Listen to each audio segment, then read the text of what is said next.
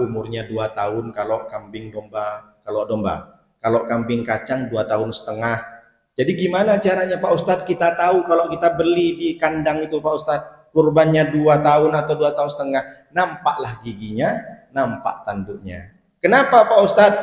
Kalau tidak nampak gigi atau tanduk itu dagingnya terlalu mudah berlendir Pak, tak enak. Makanya kita ini yang berkurban disunahkan makan hatinya.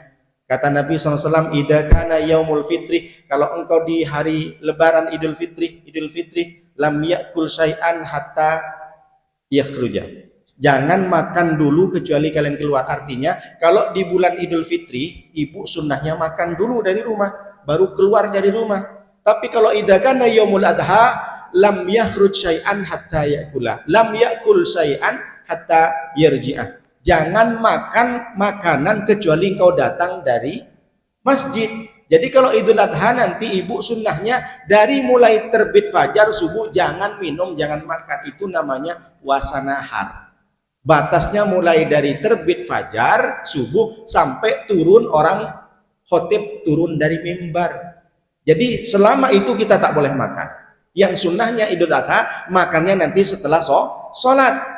Atau kalau kita berkurban, sunnah kita makan daging kurbannya. Jangan makan apapun, makan daging kurban. Idza raja'ah akalah min kabidi adhiyatihi. Ketika engkau pulang dari masjid, makanlah hatinya.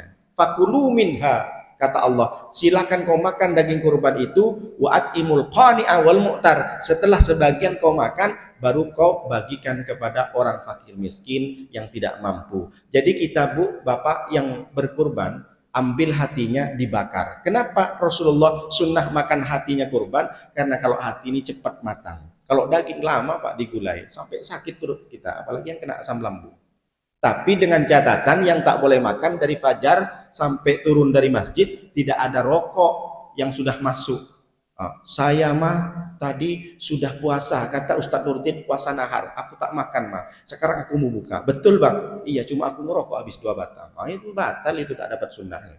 Rokok kan juga asap masuk, kan begitu Pak. Jadi Bapak nanti ikutin sunnah-sunnah Nabi ketika Idul Adha, jangan makan. Meskipun tidak berkurban tidak apa-apa, jangan makan dari subuh, tahan kecuali turun. Tapi kalau Idul Fitri kita sebelum keluar harus makan dulu, itu sunnahnya, itu bedanya. Bapak Ibu yang dimuliakan oleh Allah Subhanahu wa taala, kenapa mesti harus 2 tahun setengah? Karena itu tadi, kita harus tahu bahwa daging ini tidak berlendir.